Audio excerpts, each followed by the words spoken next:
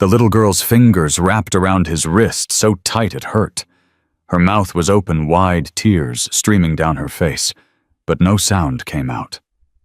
Not a scream, not a single word. Just silent terror that cut deeper than any cry ever could. 8-year-old Marcus looked into her eyes and saw something that stopped his heart cold. She wasn't just scared. She was drowning in a world she couldn't hear. And she had chosen him, a homeless boy, that everyone else pretended didn't exist, to save her. Before we continue, I want to invite you to subscribe to my channel and follow this story to the very end. Drop a comment telling me which city you're watching from. I read every single one, and I love seeing how far these stories travel. Marcus had learned to be invisible. At 8 years old, he knew exactly where to sit, so people's eyes would slide right past him. He knew which corners stayed warm when the wind picked up. He knew that if you kept your head down and your mouth shut, the world would forget you were there. And most days that was exactly what he wanted. Grand Central Station was his favorite place on Fridays. Not because it was safe. Nothing was safe.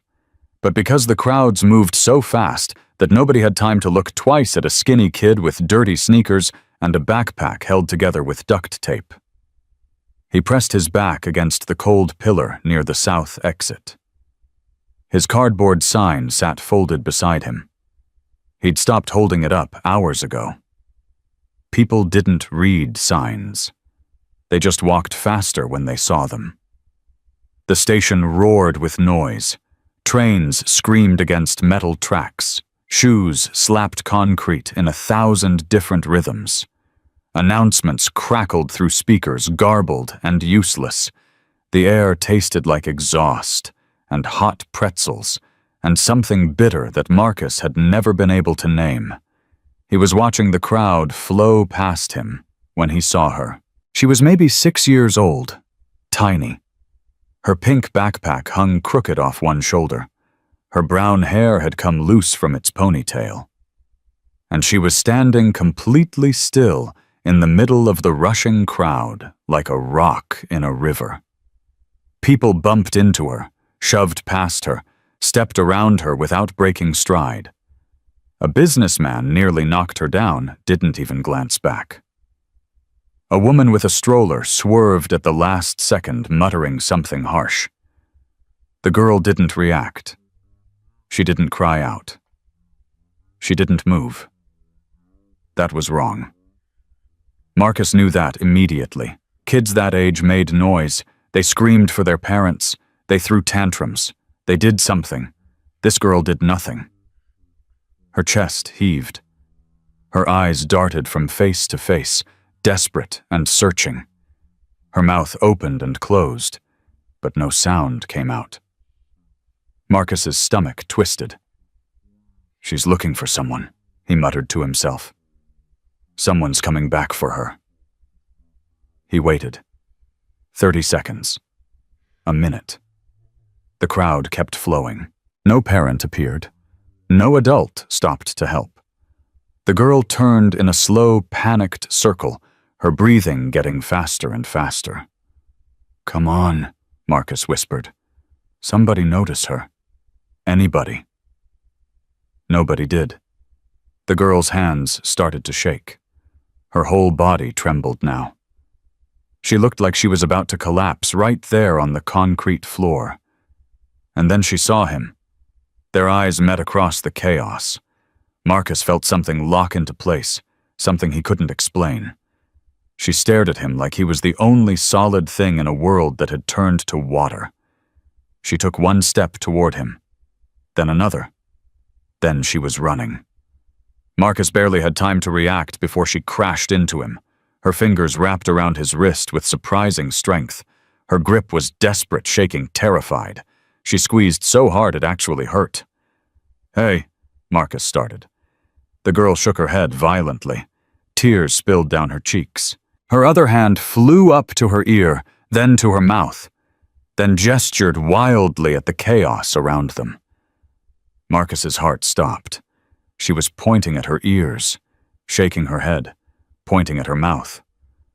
"Oh God," he breathed. "You can't hear me."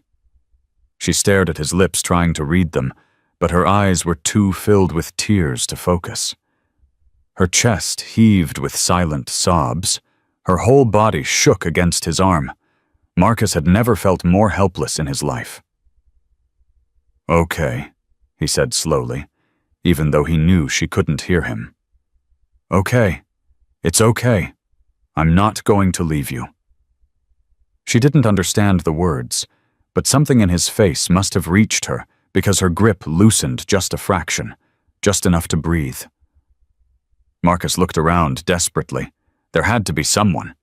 A security guard, a police officer, anyone with a uniform and the authority to actually help. All he saw were strangers. Hundreds of them, thousands maybe, all moving, all rushing, all looking straight through them both. The girl tugged on his arm. Hard.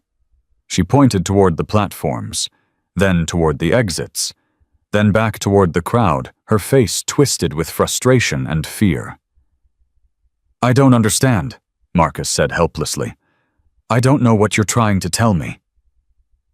She fumbled with her backpack, hands shaking so badly she nearly dropped it. After what felt like forever, she pulled out a small laminated card and shoved it toward him. Marcus read it twice before the words sank in. "My name is Sophie. I am deaf. I cannot hear you. If I am lost, please help me find my father. His number is below." A phone number was printed at the bottom in careful black letters. Marcus's chest tightened so hard he could barely breathe. "Sophie," he said softly, even though she couldn't hear him. "Your name is Sophie." She watched his mouth form the word. Something flickered in her eyes. Recognition. Relief. Terror all mixed together. She pointed to the phone number, then mimed holding a phone to her ear, then shook her head frantically. "Your phone's dead," Marcus realized. "You can't call him." Sophie nodded, tears streaming fresh down her face. She held up her phone to show him. Black screen. No power. No connection to the only person who could save her. Marcus looked at the card again, at the phone number that meant nothing without a working phone. He had a choice to make. The smart thing, the safe thing, would be to find a security guard. Hand her off. Disappear back into his corner before anyone started asking questions about the homeless kid with the lost little girl. That's what he should do. That's what survival demanded. But Sophie's fingers were still wrapped around his wrist, and her eyes were still fixed on his face like he was the only thing keeping her from drowning. "Okay," Marcus said quietly. "Okay, Sophie. I'm going to help you." He didn't know if she understood, but she must have seen something in his expression, because she nodded once and held on tighter. Marcus led her toward the exit, moving slowly so she could see exactly where they were going. Every few steps he glanced back to make sure she was still with him. Every few steps her grip tightened on his wrist like she was afraid he might dissolve into the crowd. The stairs were harder, the noise got louder, the crowd got denser, and Sophie's panic started climbing again. Her breathing went shallow and fast, her free hand pressed against her chest like she was trying to hold her heart inside. Marcus stopped walking. He turned to face her and raised both hands palms out, slowly, carefully. He took an exaggerated breath in, then out, in, out. Sophie watched his chest rise and fall. After a moment, she tried to copy him. Her first breath came out shaky and broken. The second was a little better. By the third, she wasn't gasping anymore. Marcus pointed up the stairs, then back at her, then at himself. "Together. We go together." She nodded. They climbed. At the top, the noise dropped to something almost bearable. Sophie loosened her grip just slightly, but she didn't let go. Marcus spotted a cafe across the street. Glass windows. Warm light. People sitting down instead of rushing past. He pointed toward it and mimed plugging in a phone. Charging. Sophie's eyes went wide with hope. She nodded frantically. They crossed together. Marcus kept his body positioned slightly between her and the traffic, guiding her without pushing, leading without pulling. Inside the cafe, the world finally slowed down. A woman behind the counter looked up when they entered. Her eyes moved from Sophie's tear-streaked face to Marcus's worn clothes to the way the little girl was clinging to his arm. "Can I help you?" she asked carefully. Marcus swallowed hard. Asking for things was dangerous. Asking meant being seen. "Her phone's dead," he said, voice barely above a whisper. "She's deaf. She's lost. She can't call her dad." The woman's expression softened immediately. "Oh, honey. Here." She reached under the counter and slid a charger across to him. "Use this. Take your time." Marcus felt something loosen in his chest. He nodded quickly and led Sophie to a table in the corner, away from the windows, away from curious eyes. He plugged in her phone and set it carefully between them. The charging icon appeared. The screen stayed dark. Sophie stared at it like it might explode. Marcus leaned back in his chair and tried to look calm.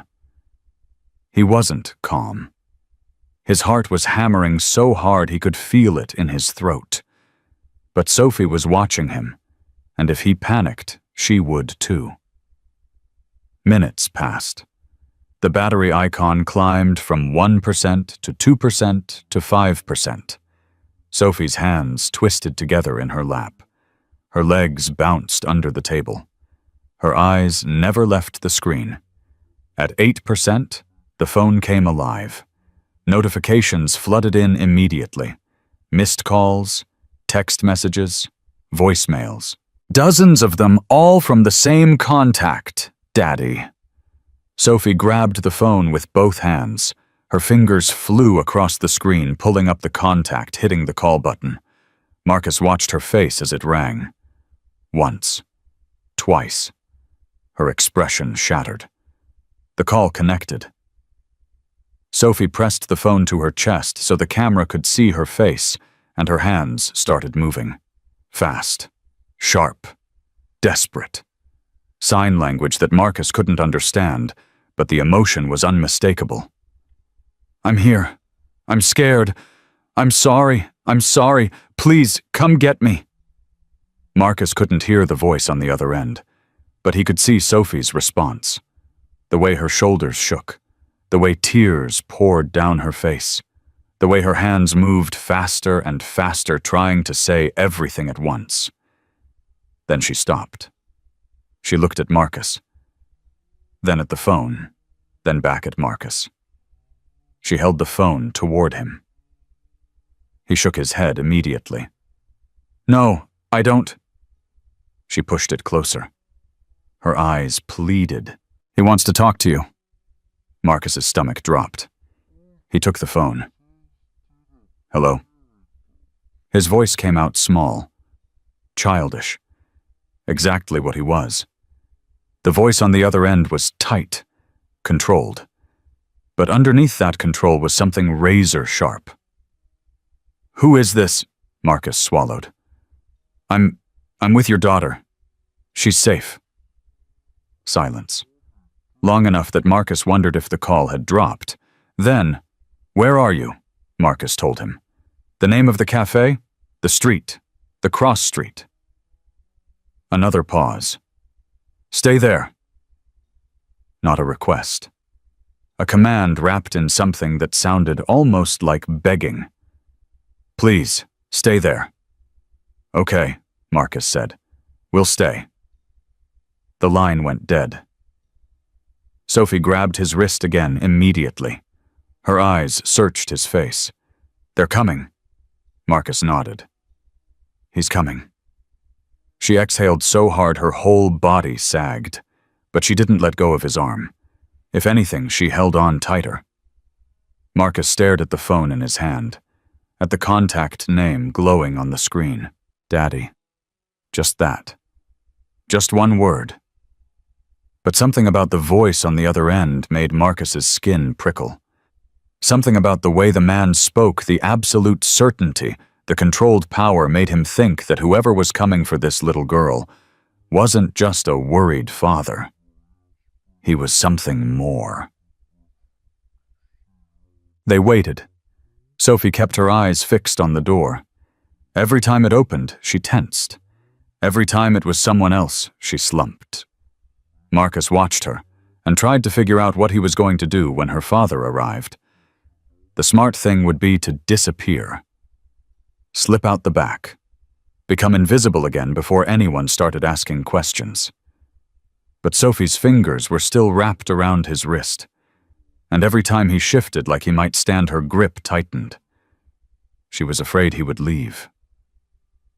"I'm not going anywhere," he said quietly, even though she couldn't hear him. "Not yet." The words felt strange in his mouth. Dangerous. Like a promise he had no right to make. 15 minutes passed. 20. The door opened again. This time Sophie's whole body went rigid. Marcus looked up. A man stood in the doorway. Tall, broad shoulders, dark hair cut short.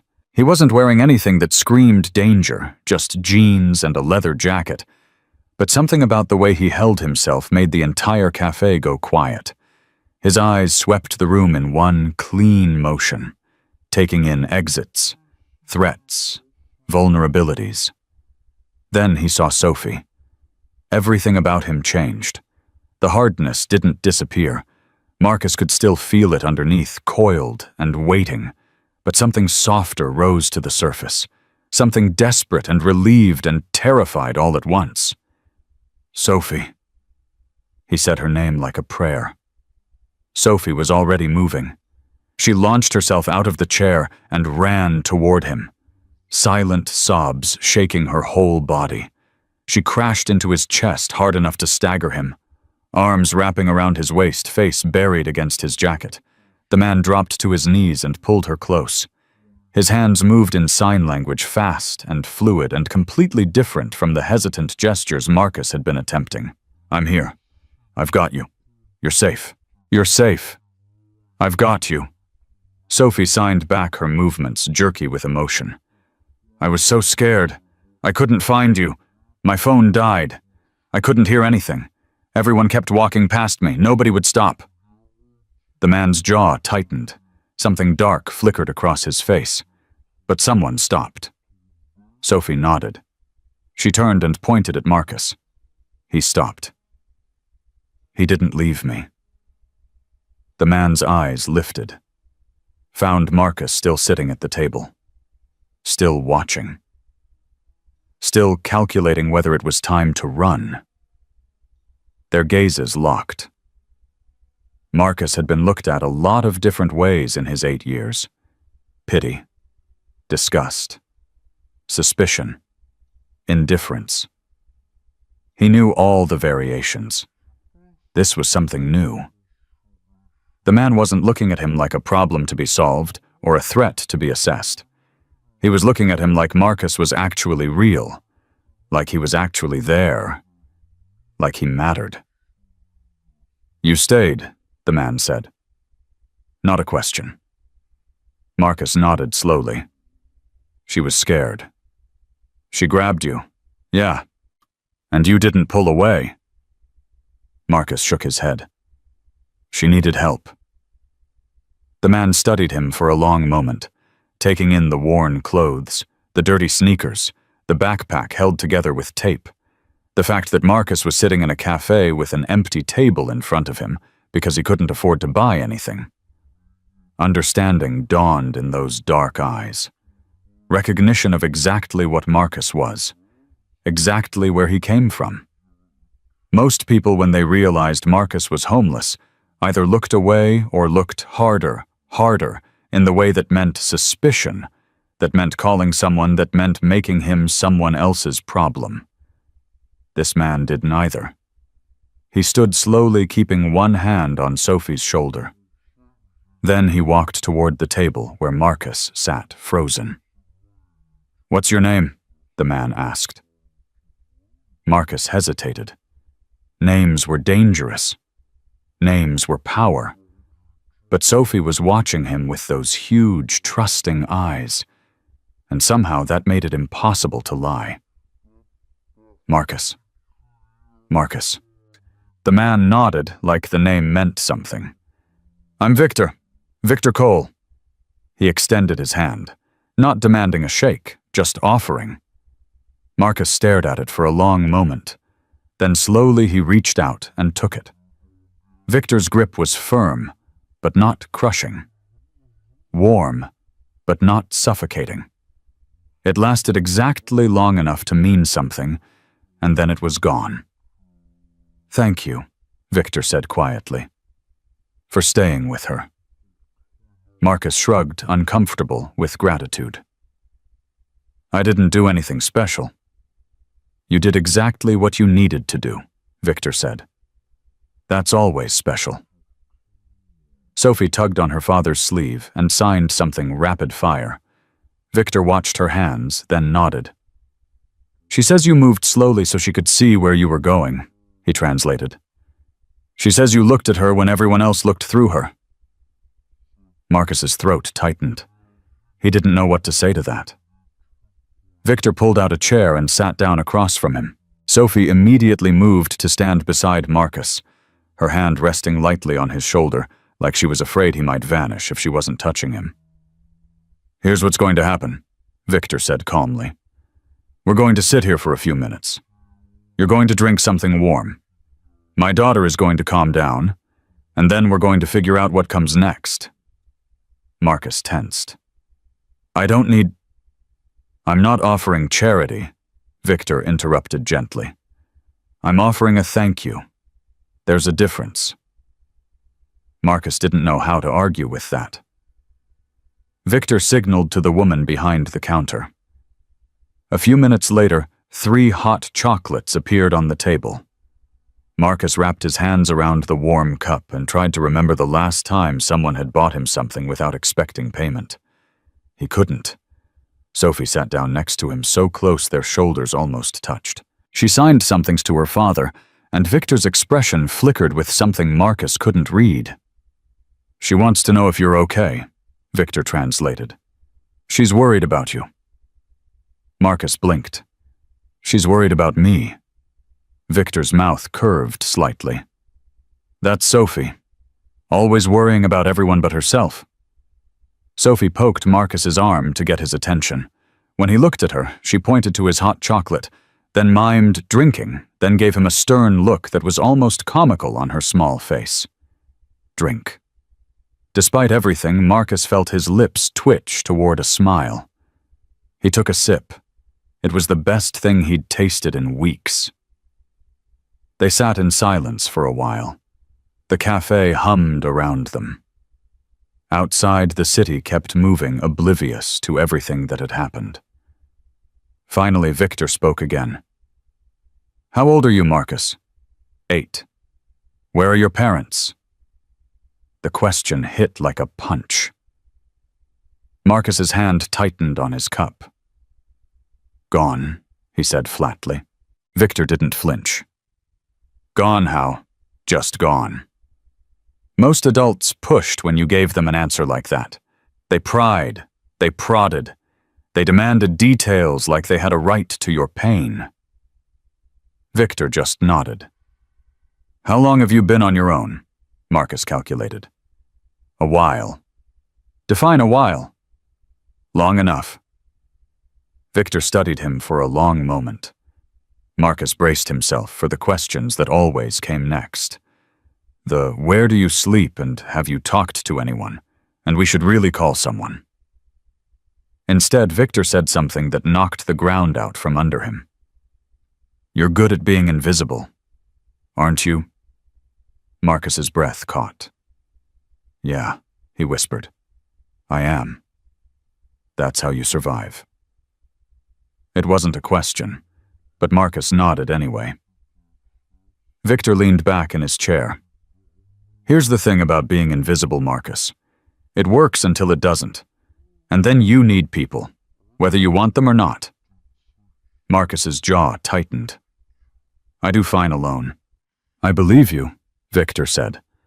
But alone doesn't mean you have to stay that way forever.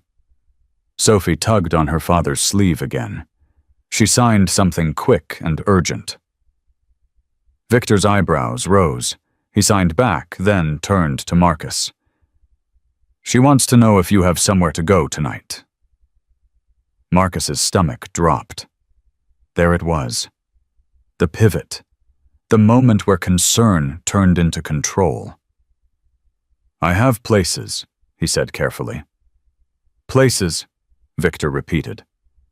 Not a place. Places. Marcus said nothing.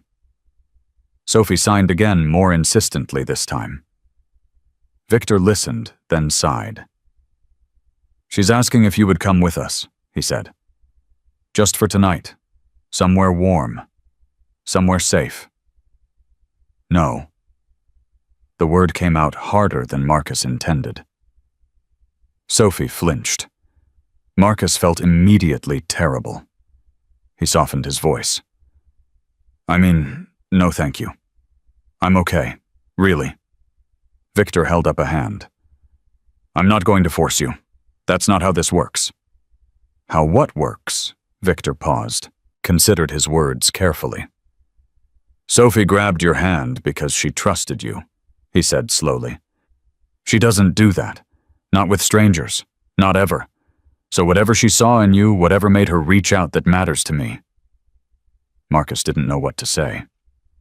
I'm not asking you to trust me, Victor continued. I'm asking you to consider that maybe tonight doesn't have to be like every other night. Marcus looked at Sophie. She was watching him with those huge brown eyes, her hands twisted together in her lap. She looked so small, so hopeful, so afraid he was going to disappear. I don't take charity, Marcus said quietly. This isn't charity, Victor replied. This is one person helping another. The way you helped my daughter. That's different. Why? Marcus opened his mouth to answer, but nothing came out. Because the truth was, he didn't know why. He only knew that accepting help always came with strings. Always came with expectations. Always came with the moment when the help turned into control, and the control turned into a cage. Give me one night, Victor said. If you want to leave in the morning, I'll drive you back here myself. No questions, no pressure, no strings. People always say that. I'm not people. Something in Victor's voice made Marcus believe him. Maybe it was the steadiness. Maybe it was the way he didn't look away. Maybe it was the fact that he'd spent the last 30 minutes sitting across from a homeless 8-year-old and hadn't once treated him like a problem to be solved. Sophie reached out and touched Marcus's hand. Gently. Carefully. Like she understood how fragile the moment was. She signed something to her father. Victor translated softly. She says, you didn't leave me. I won't leave you. Marcus's eyes stung. He thought about the cold concrete waiting for him outside, the cardboard he used as a mattress, the way the wind cut through his jacket no matter how tightly he wrapped it. He thought about Sophie's hand in his, the way she'd held on like he was the only solid thing in her world. He thought about Victor's offer. One night. No strings. Okay, Marcus heard himself say. One night. Sophie's whole face lit up. She threw her arms around him before he could react, hugging him tight, pressing her face against his shoulder. Marcus sat frozen for a second. He couldn't remember the last time someone had hugged him. Slowly, carefully, he lifted his arms and hugged her back. Over her head, he met Victor's eyes. Victor nodded once. Just that. A simple acknowledgement of something Marcus couldn't name. Let's go, Victor said quietly. They stood. Sophie took Marcus's hand on one side and her father's on the other, linking them together like a chain. As they walked toward the door, Marcus noticed something through the window. A motorcycle parked at the curb, sleek and black and expensive looking. And beyond it, further down the street, 2 more bikes. Then 3 more on the corner, all of them with riders who sat perfectly still, watching, waiting. Marcus's instincts screamed warning. He stopped walking. Victor noticed immediately. He followed Marcus's gaze, then looked back at him. "They're mine," he said simply. "Yours." Victor's expression didn't change. "I run a club. They ride with me. When Sophie went missing, they came to help."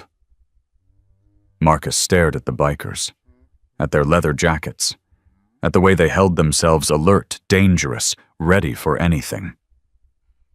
"What kind of club?" Marcus asked slowly. Victor met his eyes without flinching. "The kind that takes care of its own," he said, "and the kind that doesn't forget when someone takes care of them first." He let that sink in. "You saved my daughter today, Marcus. Whether you meant to or not, whether you think it matters or not, you did. And in my world that means something." Marcus's heart pounded. He should run. He should disappear. He should do what he'd always done when powerful people started paying attention to him. But Sophie's hand was warm in his, and Victor's eyes held no threat. And for the first time in as long as he could remember, Marcus didn't feel invisible. He felt seen. "Okay," he said quietly. "Okay." They walked out together into the cold evening air. The bikers didn't move, didn't close in. They just watched as Victor led 2 children toward a black car parked around the corner. As Marcus climbed into the back seat beside Sophie, one thought kept circling through his mind. What have I gotten myself into? He didn't know yet that the answer would change everything. He didn't know that by grabbing a lost girl's hand in a crowded subway station, he had set something in motion that couldn't be stopped. He didn't know that Victor Cole wasn't just a father with a motorcycle club. He was the president of the Iron Wolves MC. And when his deaf daughter went missing, 20 engines had fired up across 5 boroughs. 20 men and women who would do anything he asked. 20 people who now knew Marcus's face. The car pulled away from the curb. Sophie rested her head against Marcus's shoulder, exhausted, finally safe. And Marcus stared out the window at the city flowing past, wondering for the first time in years if maybe, just maybe, surviving wasn't the same thing as living. The car moved through streets Marcus didn't recognize. He pressed his forehead against the cold window, memorizing turns, counting blocks, tracking distance. Old habits, survival habits, the kind you didn't unlearn just because someone bought you hot chocolate. Sophie had fallen asleep against his shoulder.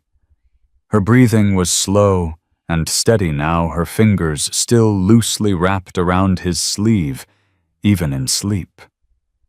She weighed almost nothing, but somehow her presence felt heavier than anything Marcus had carried in years.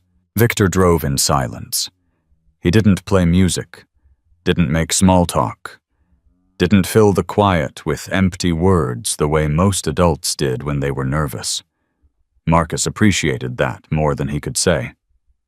"You're memorizing the route," Victor said finally. Not accusing, just observing. Marcus tensed. "Force of habit."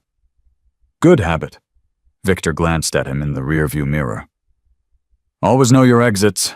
Always know how to get back where you started." Marcus didn't know what to say to that. Most people told him to stop being paranoid. Stop acting like the world was out to get him. Trust the process. Trust the system. Victor talked like someone who understood that trust was earned, not demanded. "We're almost there," Victor said. "It's not fancy, just somewhere quiet.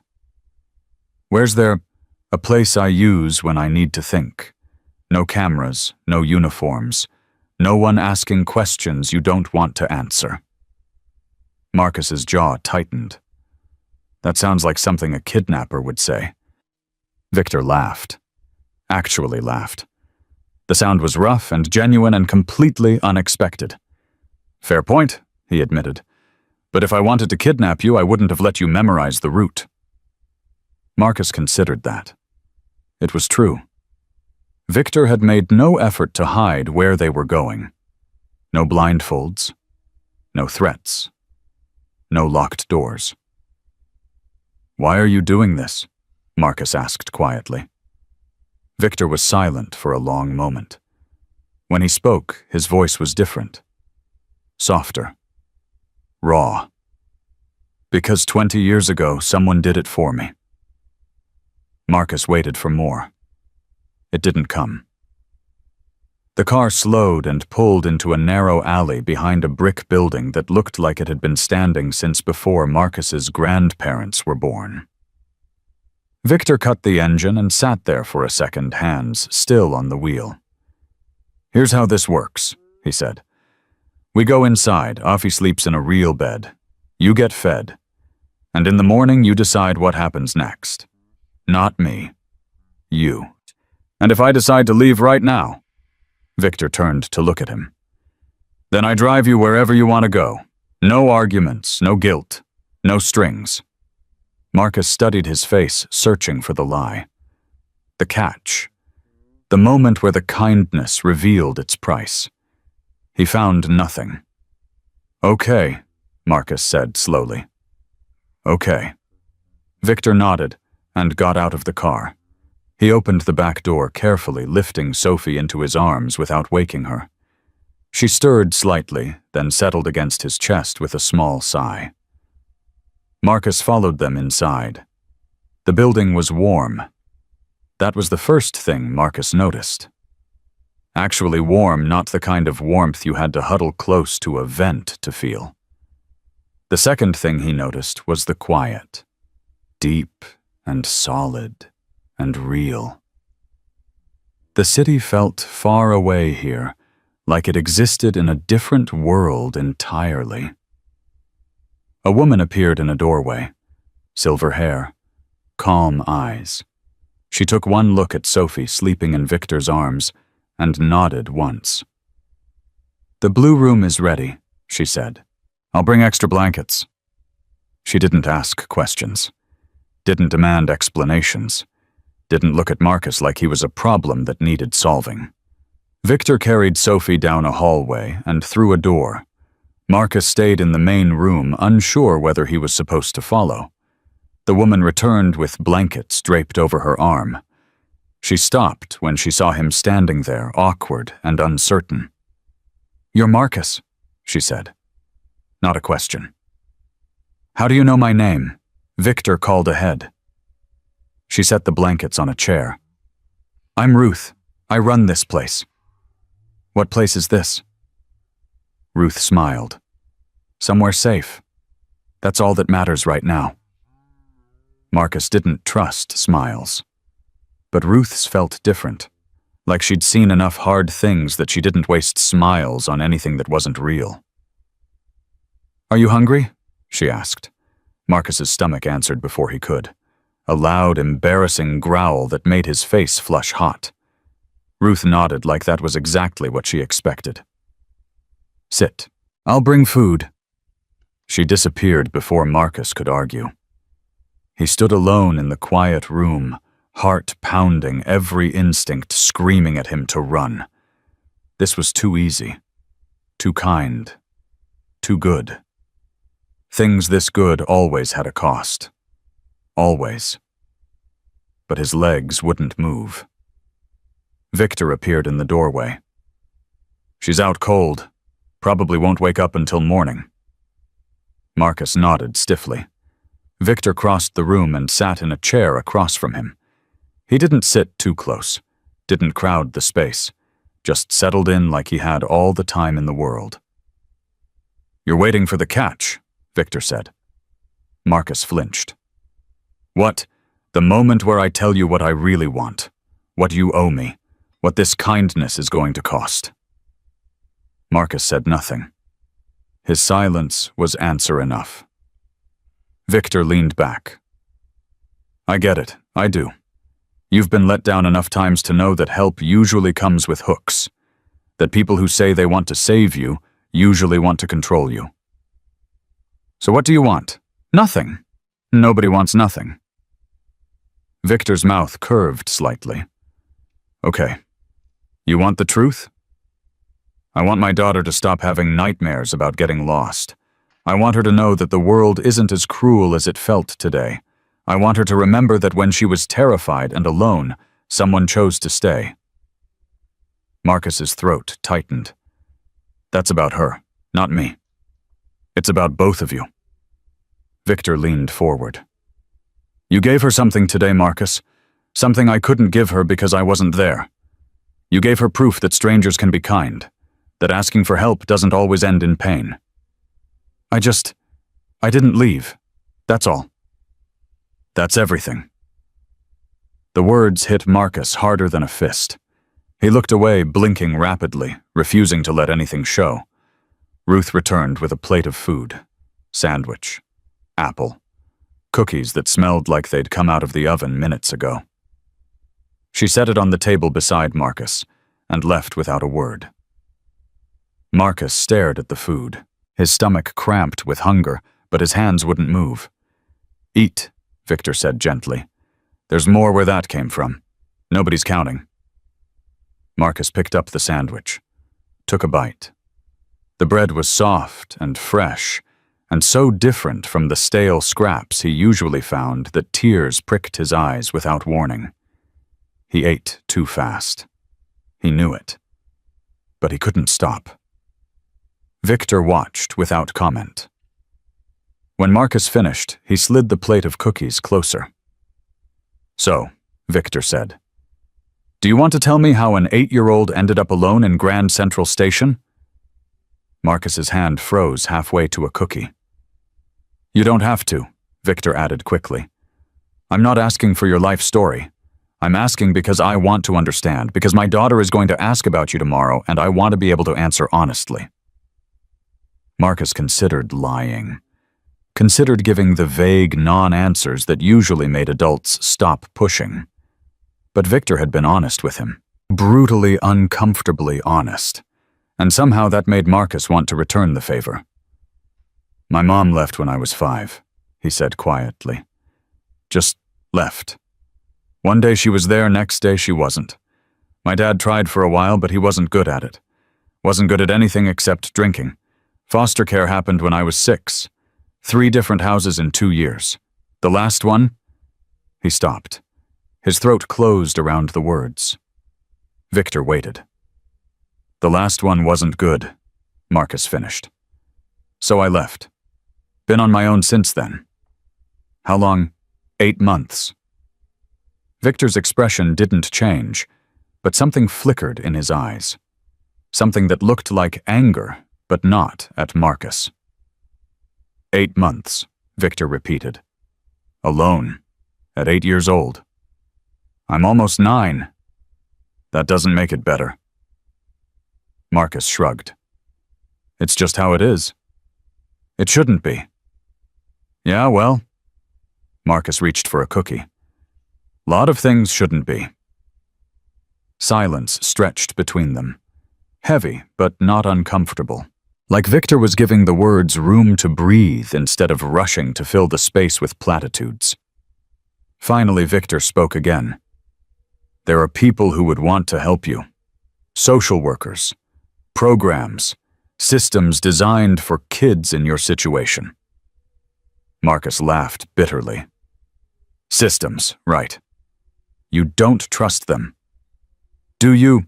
Victor's jaw tightened. No, not always. Not when they matter most. That surprised Marcus. Then why bring them up? Because tomorrow someone's going to notice you. Someone's going to ask questions, and I need to know what you want me to say. Marcus's heart rate spiked. What do you mean, notice me? My daughter disappeared in a subway station and was found by a homeless child. That's a story. Stories attract attention. Attention attracts systems. Marcus stood abruptly, chair scraping against the floor. I should go. Sit down. You just said, I said someone will notice. I didn't say I would let them take control. Marcus stared at him. You can't stop them. They have rules, procedures, authority. Victor's expression hardened into something cold and certain. So do I. The words hung in the air like a threat and a promise wrapped together. I don't understand, Marcus said slowly. I know. Victor stood too, but he didn't move closer. Here's what you need to understand about me, Marcus. I run a club. A motorcycle club. We're not criminals, but we're not exactly welcome at PTA meetings either. We operate in the spaces between what the law says and what justice actually looks like. Marcus's pulse hammered. What does that mean? It means I have resources, contacts, ways of making problems go away that don't involve courtrooms or case files. It means that if you don't want to be found, I can make that happen. And if you do want to be found, if you want help from the right people instead of the wrong ones, I can make that happen too. Why would you do that for me? Victor's voice softened. Because my daughter chose you. Out of everyone in that station, everyone rushing past everyone who should have stopped, and didn't she chose you? That means something in my world. That means you're not a stranger anymore. You're family. Marcus's chest felt like it was cracking open. You don't even know me. I know enough. Victor took a step closer. I know you stayed when you could have run. I know you kept her calm when she was terrified. I know you asked for nothing in return. That tells me more than any background check ever could. Marcus's eyes burned.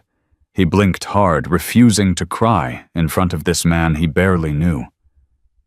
What if I'm a bad person? He whispered. Are you? I don't know. Sometimes I think... Marcus stopped, swallowed. Sometimes I think maybe my mom left because of me. Maybe I was too much, too difficult, too broken. Victor was quiet for a long moment. When he spoke, his voice was rough with something that sounded almost like grief. I'm going to tell you something, Marcus. Something I don't tell many people. He crouched down so they were eye to eye. When I was 12 years old, my father beat me so badly I spent 2 weeks in the hospital. When the social workers came, he told them I fell down the stairs. They believed him. They sent me back. Marcus stared at him. I ran away 3 times before I was 14. Victor continued. Each time they found me. Each time they sent me back. Each time it got worse. Until finally someone stopped me on a street corner. A man who looked at me and saw what no one else wanted to see. He didn't call anyone. Didn't turn me in. He just asked if I was hungry and took me somewhere warm for the night. What happened? He saved my life. Victor's eyes held Marcus's. Not because he adopted me or fixed my problems or made everything okay. He saved my life because he treated me like a person, like my choices mattered, like I had the right to decide what happened to me. Marcus felt something shift inside his chest, something he didn't have a name for. I'm not that man, Victor said, but I can try to be, if you let me. The words hung in the air between them, heavy, real, dangerous in the way that hope always was. Marcus thought about the last 8 months, the cold nights, the empty stomach, the constant grinding fear of being caught and sent back to a system that had already failed him. He thought about Sophie's hand in his, the way she'd looked at him like he mattered. He thought about Victor's offer. One night. No strings. Okay, Marcus heard himself say. Okay. Victor nodded once. Okay. He stood and gestured toward a hallway Marcus hadn't noticed before. There's a room at the end. Door locks from the inside if you want it to. Ruth will bring you anything you need. Marcus hesitated. What about Sophie? She'll be here when you wake up, I promise. That word again. Promise. It felt heavy in Victor's mouth, like he understood exactly what it cost to make one. Marcus walked down the hallway. His legs felt strange, shaky, like they belonged to someone else.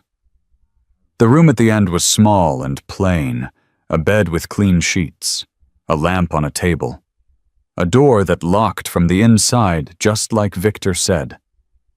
Marcus stood in the middle of the room for a long time.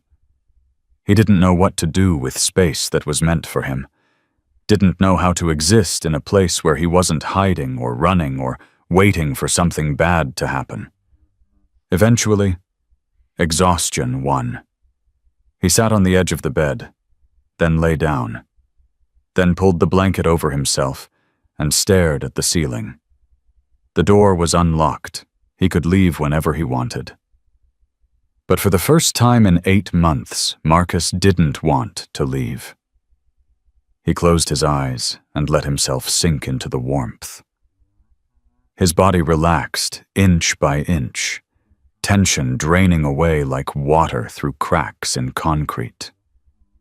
He thought about Sophie, about Victor, about the strange, impossible thing that had happened today.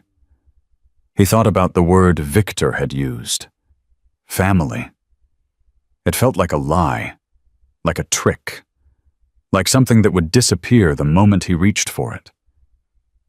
But as sleep finally pulled him under, Marcus held on to that word anyway, just for tonight, just to see how it felt. And somewhere in the darkness, a small, stubborn flame of hope flickered to life in his chest. He slept. For the first time in 8 months, he slept without nightmares. But he didn't know that tomorrow would bring something worse than nightmares. Tomorrow would bring the system, and the system wouldn't stop until it had him back in its grip. The question was whether Victor Cole would keep his promise when the cost became clear, and whether Marcus would still be there to find out. Marcus woke to the sound of voices. Not loud, not angry, but urgent in a way that made his body snap alert before his eyes fully opened. He lay frozen under the blanket, heart hammering, listening. Victor's voice came through the wall, low and controlled. They can't just show up without notice. A woman responded. Ruth. They did. 2 of them. They're waiting in the front room. Who called them? I don't know. Someone at the cafe, maybe. Someone saw the girl and the boy together and decided to be helpful.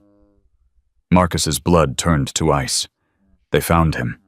He threw off the blanket and moved to the door without thinking. His hand closed around the lock, ready to run, ready to disappear through whatever exit this building had. But then he heard Sophie. She was crying. Not the silent terror from yesterday, but real sobs that he could hear even through the walls. And she was signing something over and over, her hands making desperate shapes that he couldn't see, but could somehow feel. Marcus closed his eyes. His grip on the lock tightened until his knuckles went white. Run! The word screamed through his brain. Run now. Before they see you. Before they take you. Before everything falls apart. But Sophie was crying, and he had promised he wouldn't disappear. Marcus unlocked the door and stepped into the hallway. Victor saw him first. The man's face was tight, controlled, but something flickered in his eyes when he spotted Marcus. Relief. And something else. Something that looked almost like fear. You're awake, Victor said. They're here for me. It wasn't a question. Victor nodded slowly. 2 caseworkers. They got a report last night about an unaccompanied minor. Marcus's stomach dropped. How did they find this place? They didn't. They went to the cafe first. Owner gave them my name. They ran it through some database and found this address. Ruth appeared in the doorway behind Victor. Her face was calm, but her hands were clenched at her sides. "They're insisting on seeing him, saying it's protocol, saying they can get a warrant if we don't cooperate." Marcus felt the walls closing in. 8 months of freedom. 8 months of surviving on his own terms, and now it was ending because he'd stopped to help a little girl. "I should go," he said. His voice came out steadier than he felt. "Out the back. Before they—" "No." Sophie's voice cut through everything. Marcus spun around. She stood in the hallway behind him, tears streaming down her face, hands moving frantically. "No," she signed again, the gesture sharp and absolute. "You're not leaving. You're not running. They don't get to take you." Victor translated automatically, his voice rough. "Sophie, sweetheart. No." She stamped her foot hard enough that Marcus felt the vibration through the floor. "He stayed for me. Now we stay for him. That's how it works. That's how family works." The word hit Marcus like a physical blow. Family. She'd used the same word Victor had used last night, like it meant something, like it was real. "Sophie." And Victor crouched down to her level, signing as he spoke. "This isn't something we can fix by wanting it badly enough. There are laws, procedures. They have authority here. Then change the authority." Sophie's hands moved with fierce precision. "You always say authority is just power that people agree on. So make them agree on something different." Victor stared at his daughter for a long moment. Something shifted in his expression, something that looked almost like pride. He stood and turned to Marcus. "She's right." Marcus blinked. "What? She's right. Authority is just power that people agree on." Victor's voice hardened into something cold and certain. "And I don't agree." Ruth stepped forward. "Victor, if you obstruct them, I'm not going to obstruct anyone." Victor met her eyes. "I'm going to step back." Ruth's face went blank with confusion. "Step back? They're expecting me to fight, to throw my weight around, to give them an enemy they can point to and say, 'See, this is why we need to intervene.'" Victor shook his head slowly. "I'm not going to give them that." Marcus felt something cold settle in his chest. "Then what are you going to do?" Victor looked at him. Really looked at him.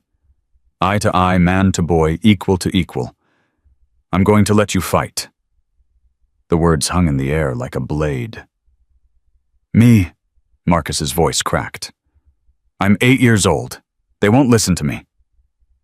"They'll have to," Victor took a step closer. "Because I'm not going to speak for you. I'm not going to translate your needs into language they find acceptable. I'm going to stand back and let them deal with you directly." "That's insane." "Maybe." Victor's mouth curved slightly. "But it's also the one thing they won't expect. A child who speaks for himself. A child who knows his rights. A child who refuses to be erased." Marcus's heart pounded so hard he could feel it in his throat. "I don't know my rights."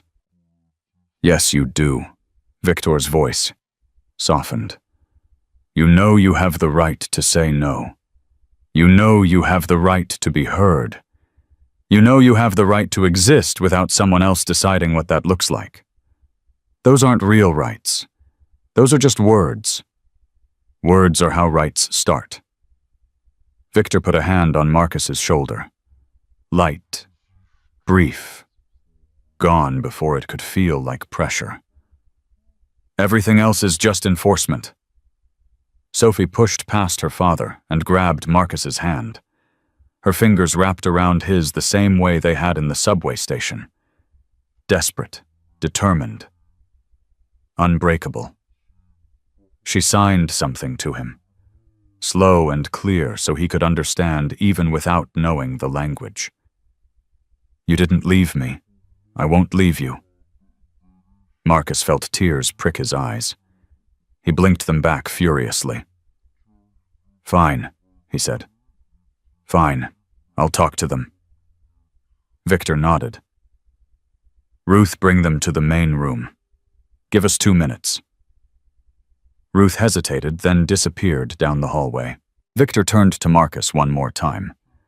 Remember, you don't owe them explanations. You don't owe them gratitude. You don't owe them compliance. The only thing you owe yourself is the truth. What if the truth isn't enough? Then we deal with that when it happens. Victor's eyes held his. But I promise you, Marcus, whatever happens in that room, you won't be alone. Even if I'm not speaking, I'll be there. And so will Sophie. Marcus looked at the little girl still holding his hand. 6 years old. Deaf. Terrified of losing him the way she'd almost been lost yesterday. He squeezed her fingers gently. Okay, he said. Let's do this. They walked into the main room together. 2 people waited there. A woman in a gray blazer with a clipboard held against her chest like armor. A man in a dark suit with hands clasped behind his back and eyes that swept the room the way Victor's had yesterday. Cataloging. Assessing. Deciding. The woman spoke first. Her smile was warm and professional and completely empty. Good morning. My name is Patricia Hayes. I'm with Child Protective Services. This is my colleague, David Chen. We're here to make sure everyone's needs are being met. Marcus felt Sophie's grip tighten on his hand. Especially yours, Patricia continued, her eyes fixed on Marcus. We received a concerning report last night about a minor in a potentially unsafe situation. Victor stood near the wall, arms crossed, face expressionless. He didn't move, didn't speak, just watched. Marcus's throat was dry. His heart hammered against his ribs.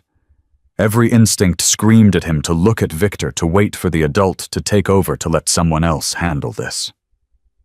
But Victor had stepped back, and Sophie was watching him with those huge brown eyes, believing in him the way she'd believed in him yesterday when she'd grabbed his hand in the subway. Marcus took a breath, then another. I'm fine, he said. His voice came out smaller than he wanted. He cleared his throat and tried again. I'm fine. Nobody hurt me. Nobody threatened me. I'm here because I want to be. Patricia's smile didn't waver. We're glad to hear that. But you understand, we have to make sure. Protocol requires— What protocol? Marcus interrupted. Patricia blinked. I'm sorry. What protocol? Marcus repeated. Show me the rule that says you can come into someone's home without notice and demand to talk to a kid who hasn't done anything wrong. David shifted his weight. His eyes narrowed slightly. Patricia recovered quickly. We're not here to accuse anyone of anything. We're here because someone reported concern for your welfare. Who? That's confidential. So someone I don't know made a report based on something they didn't understand, and now you're here to help me. Marcus felt something hot and dangerous rising in his chest. Anger. The kind he usually kept buried deep. Is that about right? Patricia's smile finally cracked. Just a little. Just enough to show the steel underneath. You're clearly very intelligent, she said. But you're also clearly a minor in a complicated situation. We just want to understand that situation better. Then ask me. Don't talk around me like I'm not here. David spoke for the first time. His voice was calm and measured. Fair enough. Where do you live, Marcus? Different places. Do you have a parent or guardian? No. How long have you been without adult supervision? Marcus hesitated. He could lie. He was good at lying. But Victor's words echoed in his head. The only thing you owe yourself is the truth. 8 months, Marcus said. Patricia's expression shifted. Concern. Calculation. Something that might have been genuine sympathy buried under layers of procedure. 8 months is a long time for someone your age to be alone. I know. We have resources that could help you. Safe places. People who are trained to— I've been to your safe places. Marcus's voice went cold. Hard. 3 foster homes in 2 years. One of them had a father who drank until he couldn't stand. One had kids who stole my shoes while I slept. The last one... He stopped. The memory rose up like bile in his throat. The last one what? David prompted. Marcus looked at him directly. Eye to eye. Man to boy. No flinching.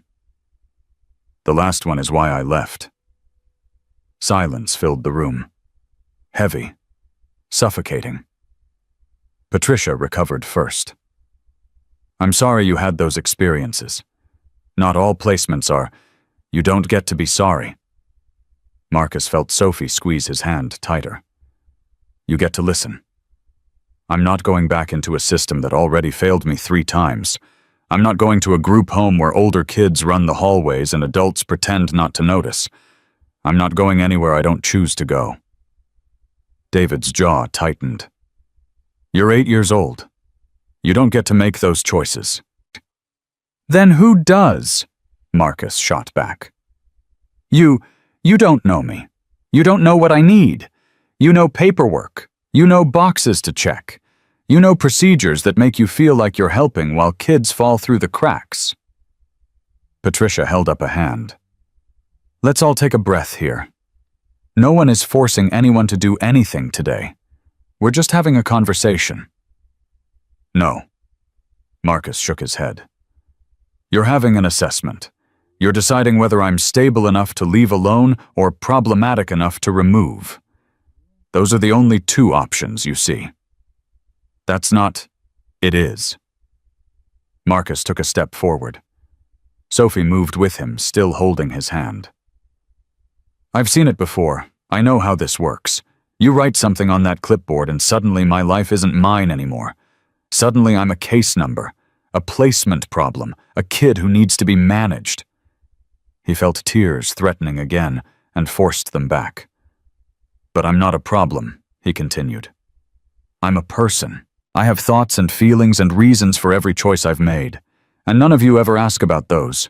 You just decide what's best for me and expect me to be grateful. Patricia looked at Victor for the first time since the conversation started. Mr. Cole, perhaps you could help us understand... No. Victor's voice was calm, but absolute. He's speaking for himself. You'll deal with him or you'll leave. David's face darkened. This is highly irregular. A minor shouldn't be... Shouldn't be what? Victor interrupted. Shouldn't be allowed to speak. Shouldn't be treated like his opinion matters. Shouldn't have a say in his own life. He pushed off from the wall, but didn't move closer. You came here expecting to find a victim. Someone confused. Someone grateful for rescue. Instead, you found a child who knows exactly what he wants and isn't afraid to say it. And that scares you. Patricia's lips pressed into a thin line. We're trying to help. Then listen to him. Victor's eyes were cold. He told you he doesn't want to be placed. He told you why. If you actually want to help, start by hearing what he's saying instead of what you expected to hear. Sophie released Marcus's hand and stepped forward. Her small body trembled with intensity as her hands moved through the air. Victor translated without hesitation. She says, he saved me. When I was lost and scared and everyone ignored me, he stayed. He's not dangerous. He's not broken. He's brave. And if you try to take him, you'll have to go through me first. Marcus felt his heart crack open. This little girl. This 6-year-old who couldn't hear the world but saw it more clearly than anyone he'd ever met. She was standing up for him. Fighting for him. Believing in him when he barely believed in himself. Patricia and David exchanged a look. Something passed between them. A decision being made in real time. David spoke carefully. No one is talking about taking anyone anywhere today. We're required to document this interaction and file a report. What happens after that depends on the assessment." "What assessment?" Marcus demanded. "We'll need to schedule follow-up visits. Speak with Mr. Cole formally, possibly involve other agencies." Marcus felt the trap closing. Follow-up visits meant surveillance. Other agencies meant more people with authority over his life. Reports meant paper trails that would follow him forever. "No."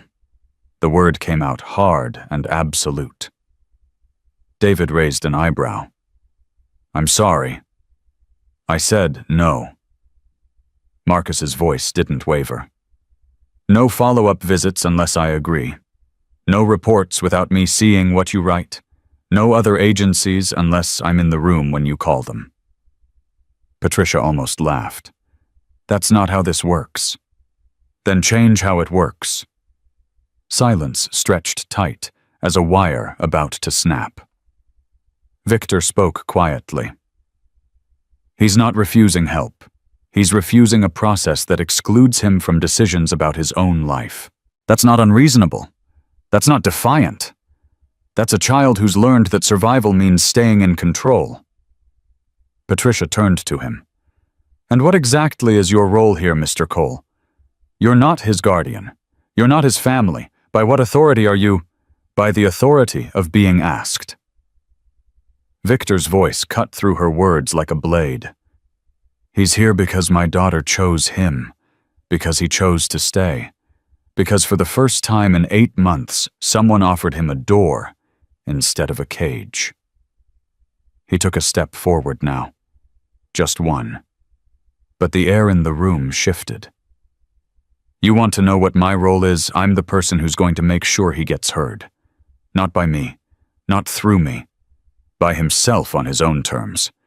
If that's irregular, then maybe regularity is the problem." Patricia's face hardened. "We'll need to document this." "Document whatever you want." Victor didn't blink. "But understand something." He said no. And no means no, even when a child says it. Marcus watched the caseworkers process this. He could see the calculations happening behind their eyes, the risk assessment, the liability concerns, the awareness that this situation had gotten complicated in ways they hadn't anticipated. Finally, David pulled out a business card and set it on the table. "We'll be in touch," he said. "This isn't over." "I know." Marcus picked up the card and looked at it, then looked at David. "But it's not going to happen without me in the room. That's non-negotiable." David studied him for a long moment. Something shifted in his expression. Not respect exactly, but recognition. An acknowledgement that this 8-year-old wasn't going to fold. "We'll see," he said. They left. The door closed behind them with a soft click that sounded like a gunshot. Marcus stood in the middle of the room, heart-racing, hands shaking. He felt like he'd just run a marathon, like he'd just fought a war, like he'd just done something impossible. Sophie threw her arms around him so hard she nearly knocked him over. She was laughing and crying at the same time, her whole body shaking with emotion. Victor stayed where he was, watching, waiting. "You did it," he said quietly. Marcus looked at him. "They said they're coming back." "They will." "They said it's not over." "It isn't. Then how did I do anything? They're still going to—" "They're going to come back," Victor interrupted. "And they're going to find you here, speaking for yourself, refusing to be erased. And every time they try to turn you into a case file, you're going to remind them that you're a person." Marcus felt something break loose in his chest. Something he'd been holding tight for so long he'd forgotten it was there. "I was scared," he admitted. "The whole time, I was terrified." "I know." Victor finally moved.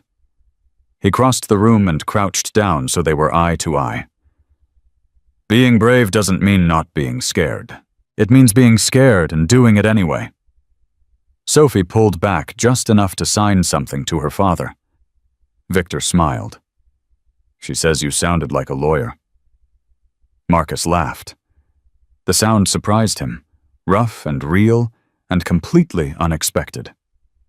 I don't know any lawyers. Maybe you should. Victor's eyes held something that might have been hope. You've got a future, Marcus. I don't know what it looks like yet, but after what I just saw, I know it's there. Marcus didn't know what to say to that, so he said nothing. But as Sophie took his hand again, and Ruth appeared with food that nobody had asked for, Marcus felt something new settling into his chest. Not safety, not certainty, not even trust. Just the first fragile hint of possibility. The caseworkers would come back. The system would push again. The fight wasn't over. But for the first time in his life, Marcus wasn't fighting alone. And somehow that made all the difference. The moment the door closed behind the caseworkers, Marcus's legs gave out. He didn't fall. He just sort of folded. One second he was standing, the next he was sitting on the floor with his back against the wall, and his hands shaking so hard he couldn't make them stop. Sophie dropped down beside him immediately. Her small hands found his and held on tight. Victor didn't move. He stood exactly where he was watching, giving Marcus room to breathe. I can't, Marcus's voice cracked. I can't do that again. I can't. You don't have to. Victor's voice was calm, steady. Not today. Maybe not ever. Marcus looked up at him. They said they're coming back. They will. Then I do have to do it again. Victor shook his head slowly. They'll come back, but they won't come back the same way. You changed something in that room, Marcus. Something they weren't expecting. I just talked. No. Victor crouched down so they were eye to eye. You didn't just talk. You stood your ground. You made them see you. Do you understand how rare that is? How many kids in your situation never get heard because they're too scared to speak? Marcus wiped his face with the back of his hand. His cheeks were wet. He hadn't even realized he was crying. I was scared, he admitted again. The words felt like confession. I know you were. I thought they were going to grab me, put me in a car, take me back to... His voice broke completely. Sophie wrapped her arms around him and held on. She didn't try to sign anything. Didn't try to communicate. Just held him like her presence alone could keep him safe. And somehow it did. Marcus buried his face against her shoulder and let himself shake. Let himself feel everything he'd been pushing down since the caseworkers walked through the door.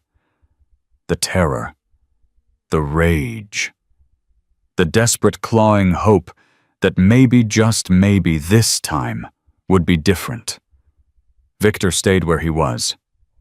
Patient. Present. After a long moment, Marcus pulled back. His breathing was steadier now. His hands weren't shaking as badly. What happens now? He asked. Now we wait. Victor stood and moved to the window.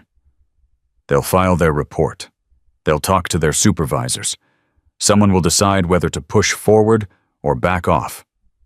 And if they push forward, then we push back. Marcus shook his head. I can't fight the whole system. You don't have to fight the whole system. Victor turned to look at him. You just have to fight this part of it. This moment. This decision. You take it one battle at a time and eventually they get tired of losing. That's not how it works. That's exactly how it works. Victor's voice hardened. Every law that exists was written because someone refused to accept the way things were. Every right you have was won by people who were told they couldn't win. The system isn't a wall, Marcus. It's a machine, and machines can be broken. Marcus stared at him. This man, this biker, this stranger who had walked into his life less than 24 hours ago and somehow become the only adult who'd ever treated him like his voice mattered. Why do you care so much? Marcus asked. Really? Not the thing about Sophie, Not the thing about someone helping you when you were 12. The real reason. Victor was quiet for a long moment. When he spoke, his voice was different, rougher, more real. Because I spent 20 years learning how power works, how to get it, how to keep it, how to use it. He met Marcus's eyes. And somewhere along the way, I forgot why I wanted it in the first place. What do you mean? Power isn't supposed to be an end. It's supposed to be a tool. A way to protect people who can't protect themselves. A way to change things that are broken. Victor's jaw tightened. But it's easy to forget that. Easy to start using power just to keep power. Easy to become the thing you were fighting against. Marcus didn't understand everything Victor was saying, but he understood enough. "You're using it now," Marcus said quietly. "Your power. To help me." "I'm trying." Victor's mouth curved slightly. "I'm also trying not to use it. That's the tricky part." "What do you mean? If I'd stepped in during that conversation, if I'd spoken for you, fought for you, handled everything, they would have walked away thinking I was the problem. That you were just a pawn in some game I was playing."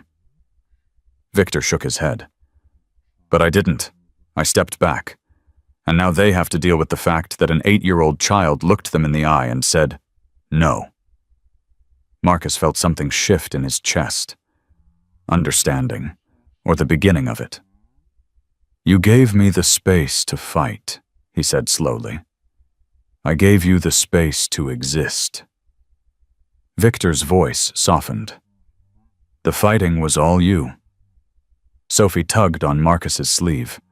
When he looked at her, she signed something slow and deliberate.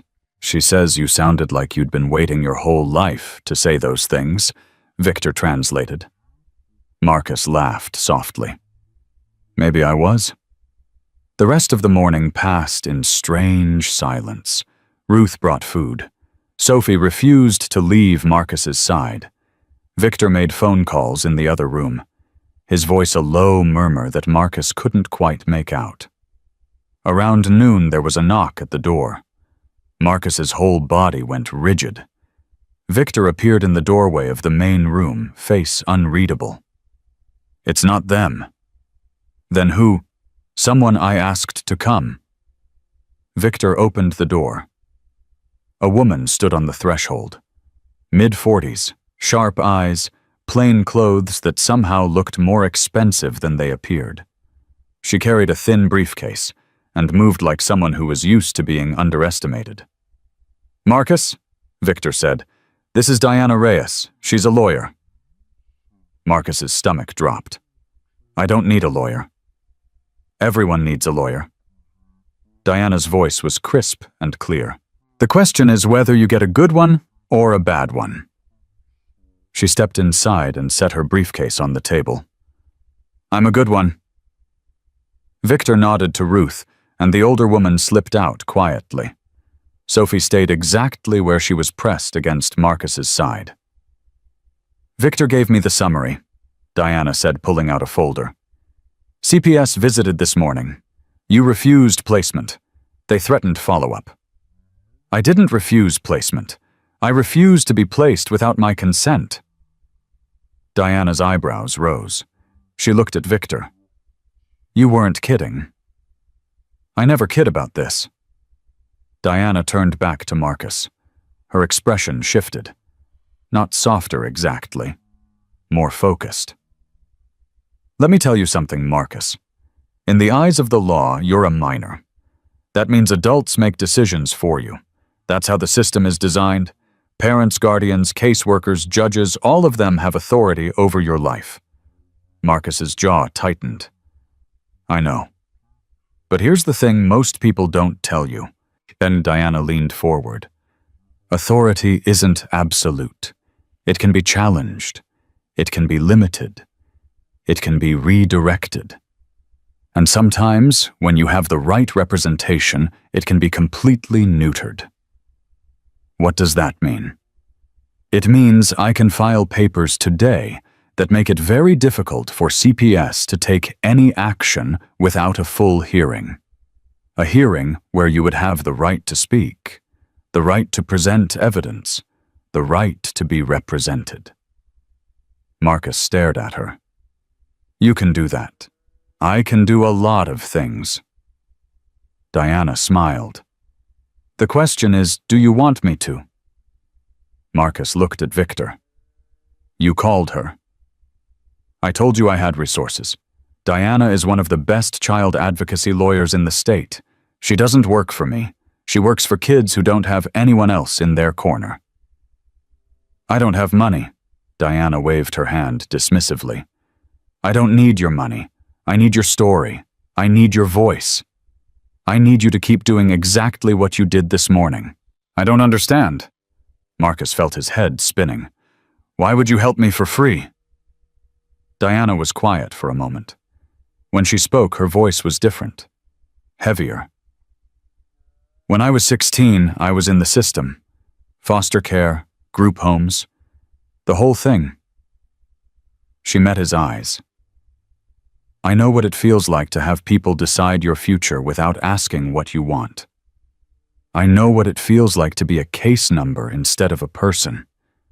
And I swore when I got out that I would spend the rest of my life making sure other kids didn't have to feel that way. Marcus felt tears prick his eyes again. He blinked them back. You were like me. I was exactly like you. Diana's voice hardened. And I survived. And I became something they never expected. And now I use every tool I have to fight the system that tried to break me. The words hit Marcus like a wave, like proof that survival could become something more, like hope made concrete. Okay, he heard himself say. Okay, what do I have to do? Diana pulled out a stack of papers. First, we document everything. Every placement you've had, every failure, every reason you left. Then we build a case. A case for what? A case for you to have a say in your own life. Diana's eyes gleamed. A case that makes it impossible for them to treat you like luggage. They worked for 3 hours. Diana asked questions. Marcus answered. Some answers came easy. Others felt like pulling teeth from his own soul. Sophie stayed beside him the whole time. When his voice shook, she held his hand. When tears threatened, she passed him tissues without making a big deal of it. When he couldn't find words, she waited. Victor listened without interrupting. Occasionally, he added context. Mostly, he just stood witness.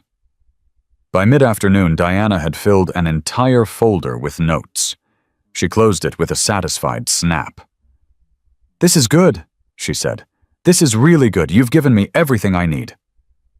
Marcus felt hollow, emptied out, like he'd poured everything he had onto those pages. What happens now? Now I file motions. I make calls. I become a very large headache for anyone who tries to move forward without proper procedure. Diana stood and gathered her things. And you rest. You eat. You stay exactly where you are until I tell you otherwise. That's it. That's it. Diana paused at the door. For now, the fight isn't over, Marcus. But you're not fighting alone anymore. Remember that. She left. The silence she left behind felt different, lighter somehow.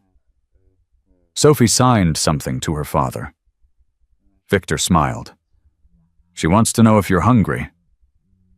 Marcus realized he was starving. Yeah, I am. They ate together at the table. Ruth had made soup and bread and cookies that were still warm from the oven. Marcus ate until his stomach hurt, then ate a little more.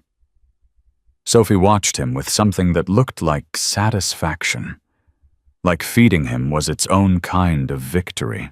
Afterward, Victor took Marcus aside. I need to tell you something, Victor said. Something important. Marcus braced himself. Here it comes. The catch. The price. Diana isn't just any lawyer. She's the best I know. And she doesn't take cases lightly. The fact that she agreed to help you means something. What does it mean? It means she sees what I see. Victor's voice was quiet. Intense. A kid who shouldn't have had to survive what he survived. A kid who fought back when everyone expected him to fold. A kid who deserves a future that he gets to choose. Marcus's throat tightened. I didn't ask for any of this. I know. I just wanted to help Sophie. That's all. I wasn't trying to. I know. Victor put a hand on his shoulder. That's exactly why this is happening. Because you weren't trying to get anything. You weren't calculating. You weren't looking for an angle. You just saw a scared little girl and decided she mattered. Marcus looked away. Anyone would have done that. No. Victor's voice hardened. They wouldn't. Hundreds of people walked past her in that station. Hundreds of people saw a crying child and kept moving. You were the only one who stopped. The words settled into Marcus's chest like stones. I almost didn't, he admitted.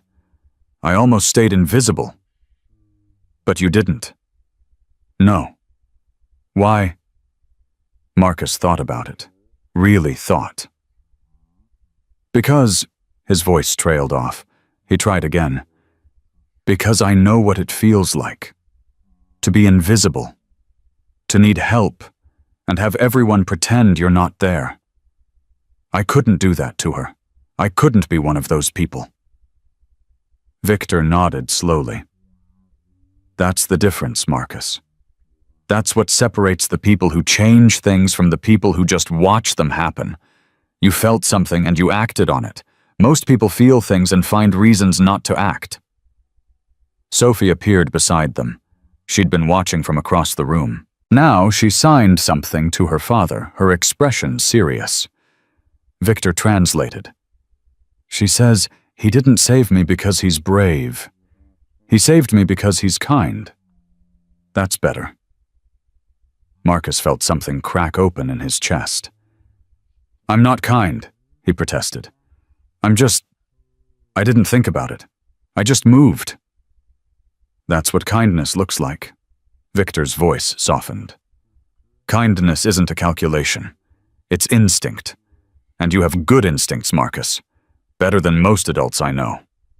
Sophie reached out and took Marcus's hand. She held it gently, carefully, like she understood exactly how fragile the moment was. She signed something else. Victor's eyes went bright with emotion as he translated. She says, you didn't have to see me, but you did. You saw me when no one else would. That's not nothing. That's everything. Marcus couldn't speak. His throat was too tight. His eyes burned with tears he refused to let fall. But Sophie wasn't finished. She signed one more thing. Slow. Deliberate. Making sure he understood every word. Victor's voice was rough when he translated. She says, you're my brother now. Not because someone decided it. Because we chose each other. And that's stronger than any paper they could ever write. The tears fell. Marcus couldn't stop them. Didn't even try. He dropped to his knees and hugged Sophie so hard she squeaked. She hugged him back just as fiercely, her small arms wrapped around his neck, her face pressed against his shoulder. They stayed like that for a long time. 2 children, 2 survivors, 2 people who had found each other in the chaos and refused to let go. Victor watched them with something in his eyes that looked almost like reverence. This was what it was supposed to be, he realized. This was what power was supposed to protect. Not territory, not reputation, not control. This. 2 kids who had nothing and everything at the same time, who had found family in the most unlikely place, who had chosen each other when the world had given them every reason to choose nothing at all. Later that evening, a courier arrived with an envelope. Ruth brought it in without comment and handed it to Victor. He read it once, then again, then looked at Marcus. "It's from CPS," he said carefully. Marcus's whole body went cold. "What does it say?" Victor handed him the paper. Marcus read it slowly. The words blurred and reformed. He read it again to make sure he understood. It was a formal acknowledgement, a statement that his refusal of placement had been documented, that no further action would be taken without a scheduled hearing, that his rights as a minor to legal representation and self-advocacy had been noted for the record. At the bottom, there was a handwritten note. "This isn't how things usually work, but maybe that's the point. D. Chen." Marcus stared at the paper, at the signature, at the words that represented something he'd never had before. Proof. Proof that he existed. Proof that his voice had been heard. Proof that someone in the system had actually listened. Sophie took the paper gently from his hands. She folded it once, then again, then tucked it carefully into his backpack. "In case," she signed, "in case you ever need to prove you were here." Marcus understood exactly what she meant. In case he ever needed to prove he mattered. In case the world ever tried to erase him again. In case. Victor watched the exchange with quiet intensity. "That paper," he said slowly, "is more powerful than you know. It's the first piece of evidence that you exist in a system that usually only sees problems to be solved. Keep it safe." Marcus nodded. His hand moved to his backpack, feeling the weight of the paper through the fabric. "What happens tomorrow?" he asked. Victor met his eyes. "Tomorrow we figure out the next step. Together. And if they come back, if they push again, then we push back, again and again, as many times as it takes." Sophie signed something to her father. Victor smiled. "She says that's exactly what family does." Marcus felt the word settle into his chest like a heartbeat. Family. Not blood. Not paperwork. Not obligation. Choice. He'd spent 8 months surviving alone. 8 months believing that solitude was safety. 8 months convincing himself that needing people was weakness. He'd been wrong. This strange, unexpected, impossible thing that had happened in the last 36 hours, this was what strength actually looked like. Not standing alone, standing with people who chose to stand with you. Not disappearing, existing so loudly that they couldn't pretend you weren't there. Not surviving. Living. Marcus looked at Sophie. At Victor. At Ruth, who had appeared in the doorway with more food no one had asked for. "Thank you," he said. The words felt inadequate. Tiny compared to everything he felt. But Victor nodded like he understood. "You earned it," he said simply. "Every bit of it." Sophie grinned and dragged Marcus toward the kitchen. More cookies. More warmth. More proof that sometimes when you least expected it, the world could surprise you. And as Marcus sat at the table surrounded by people who had chosen him, he felt something he'd almost forgotten was possible. Hope. Real hope. The kind that didn't disappear when you looked at it directly. The fight wasn't over. The caseworkers would come back. The system would push again. But Marcus wasn't afraid anymore. Because he finally understood something that had taken him 8 years and 8 months to learn. Being invisible wasn't safety. Being seen was. And for the first time in his life, Marcus was ready to be seen. 3 weeks passed. Marcus learned what it meant to wake up in the same place every morning. to know where breakfast came from, to walk through a door and trust it would still be there when he came back. It felt wrong at first, like wearing shoes that didn't fit, like pretending to be someone he wasn't. But Sophie wouldn't let him disappear. Every morning she knocked on his door before the sun was fully up. Every morning she dragged him to breakfast like he might forget to eat if she didn't remind him. Every morning she signed the same thing, "Still here." It wasn't a question. It was a statement, a reminder, a challenge. Still here, still existing, still choosing this. Marcus started signing back. Clumsy at first, his fingers refusing to cooperate.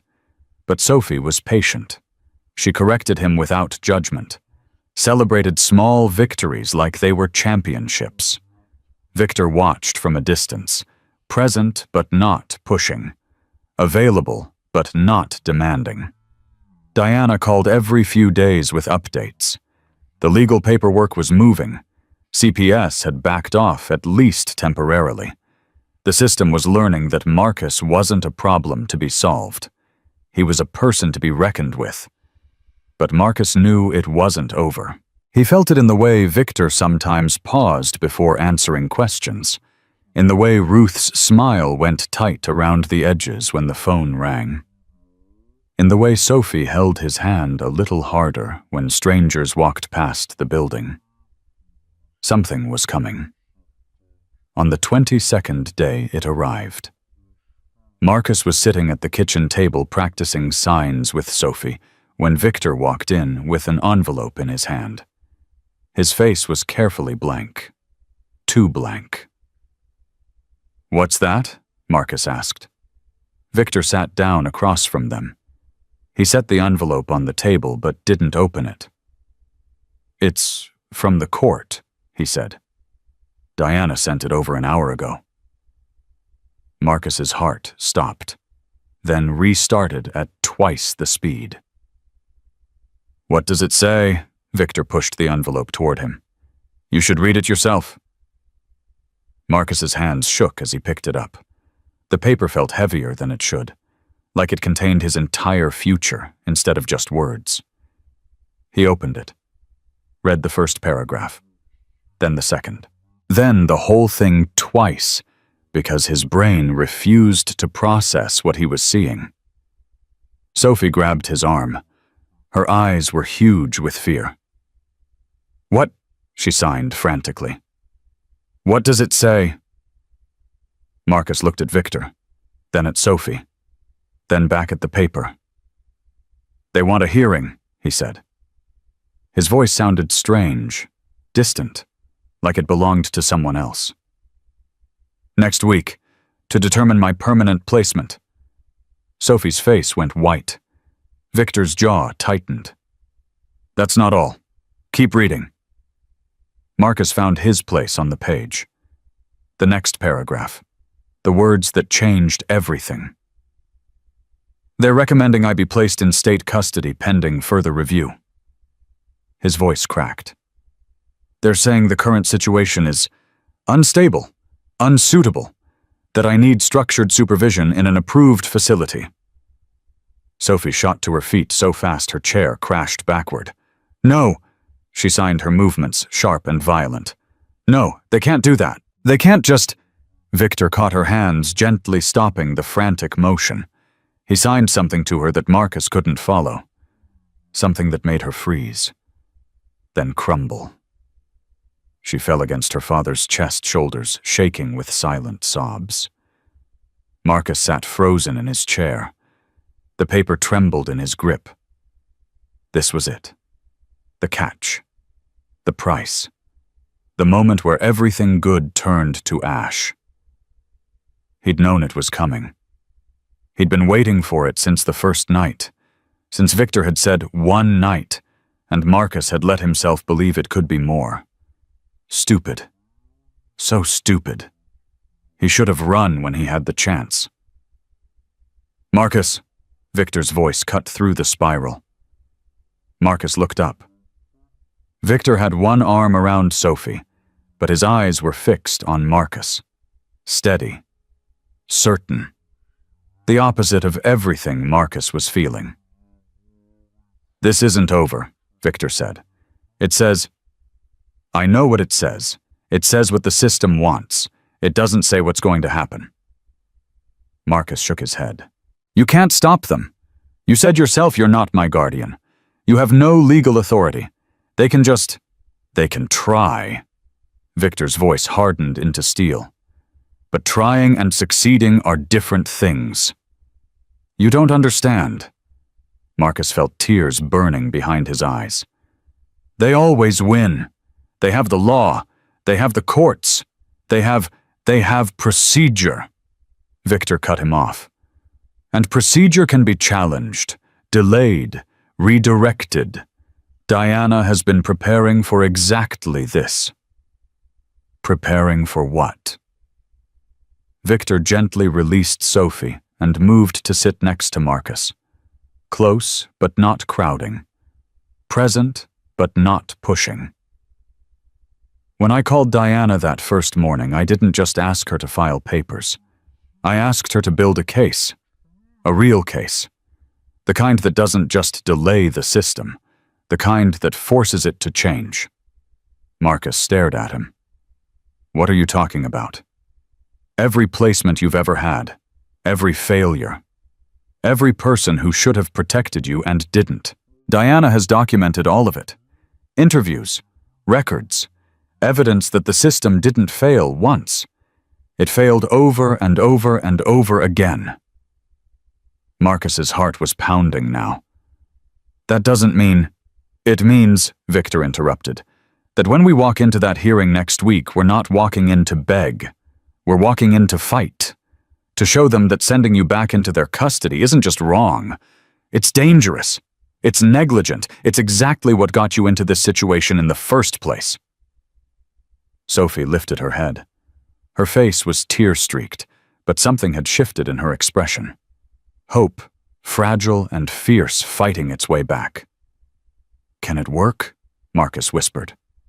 Victor met his eyes. "I don't know. I can't promise you it will work.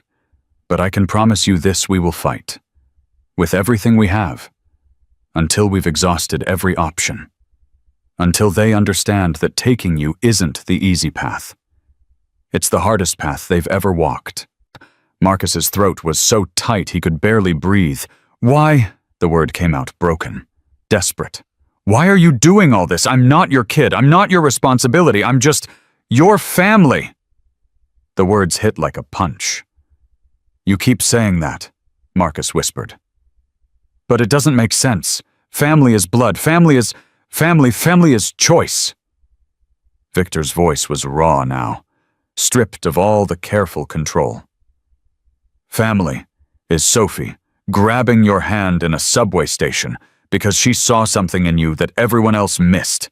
Family is you staying when you could have run. Family is 3 weeks of watching you learn to trust again. Watching Sophie smile like she hasn't smiled since her mother died, watching this house feel like a home instead of just a building." Marcus couldn't speak. Tears streamed down his face. Sophie moved to his side. She took his hand and held it the way she had that first day. Like he was the anchor. Like he was the one keeping her steady. "You saved me," she signed slowly. "Now let us save you." Marcus broke. He sobbed. Deep, wrenching sobs that he'd been holding back for months. Years. His whole life, maybe. Everything he'd buried to survive came flooding out in one overwhelming wave. Sophie held his hand. Victor put a steady hand on his shoulder. Ruth appeared with tissues and disappeared without a word. And for the first time in his life, Marcus didn't cry alone. The week before the hearing was the longest of Marcus's life. Diana came every day. She prepared him for questions, coached him on how to speak to a judge, explained what would happen and what might happen, and what they would do if everything went wrong. "The most important thing," she told him, "is that you're honest. Don't try to be what you think they want. Be exactly who you are. The system has underestimated you at every turn. That's their weakness. not yours. Victor trained him differently. Fear is not your enemy, he said during one of their conversations. Fear tells you what matters. The trick is not to let it drive. You keep it in the passenger seat, you acknowledge it, but you keep your hands on the wheel. Sophie helped in her own way.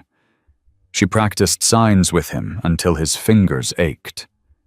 Distracted him with games when the anxiety got too heavy.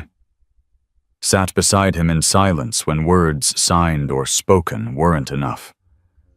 The night before the hearing, Marcus couldn't sleep. He sat by the window watching the city lights blur and sharpen through the glass.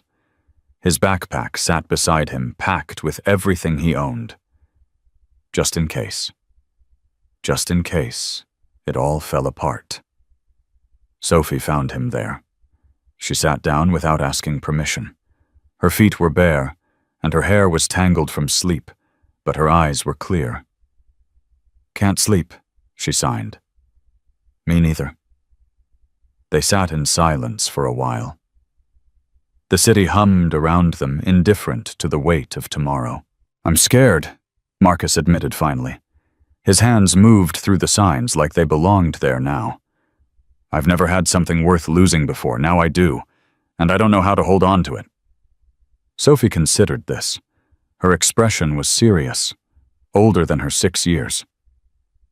"You can't hold on to anything," she signed finally.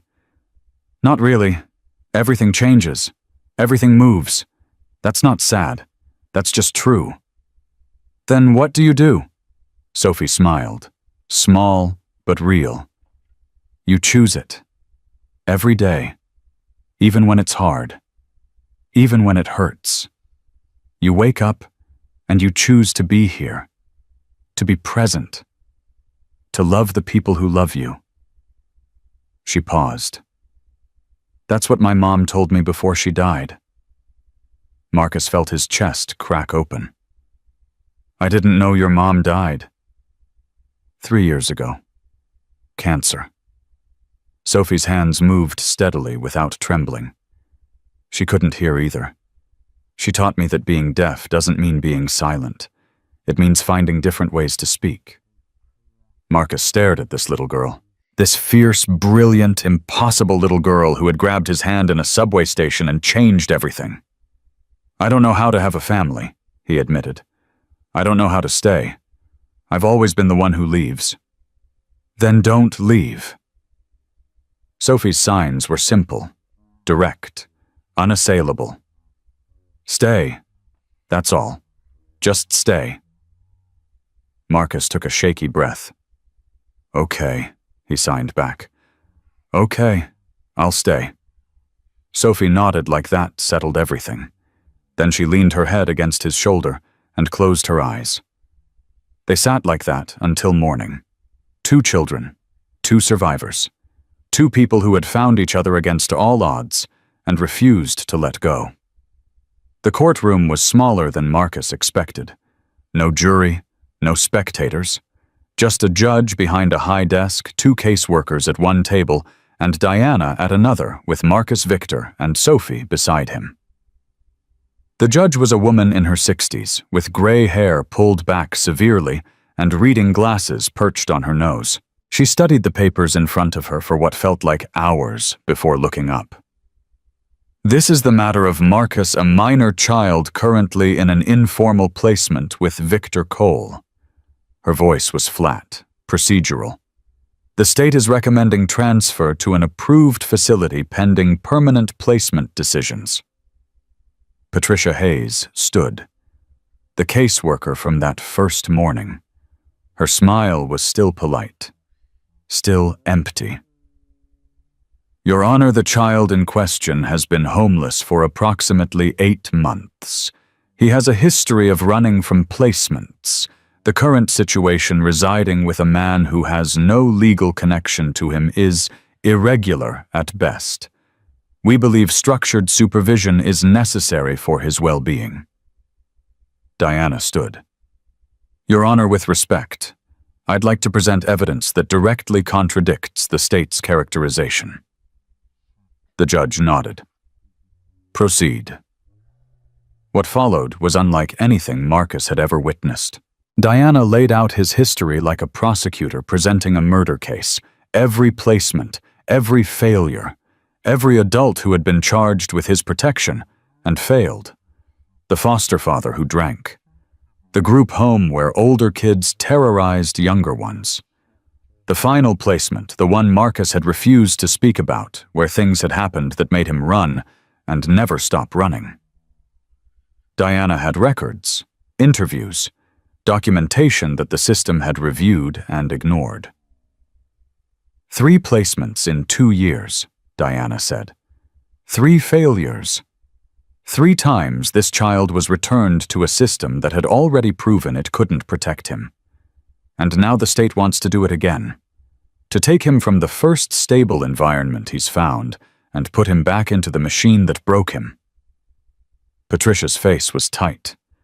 David Chen beside her looked uncomfortable. The judge listened without expression. "What's the alternative?" she asked finally. "Mr. Cole has no legal standing, no foster care certification, no formal arrangement of any kind." Diana smiled. It wasn't a friendly smile. "Your Honor, I'd like to call Marcus to speak on his own behalf." Marcus's heart stopped. Diana had prepared him for this. But knowing it was coming and actually doing it were different things entirely. Victor squeezed his shoulder once, brief, supportive. Then Marcus stood. The walk to the front of the courtroom felt endless. The judge's eyes followed him the whole way. "Marcus," she said when he stopped. "Do you understand what's happening today?" "Yes, ma'am." "Do you understand that what you say could affect where you live and who takes care of you?" "Yes, ma'am." "Then tell me, in your own words, what do you want?" Marcus took a breath. This was the moment. Everything came down to this. "I want to stay where I am," he said. His voice was clear, steady. "I want to stay with Victor and Sophie."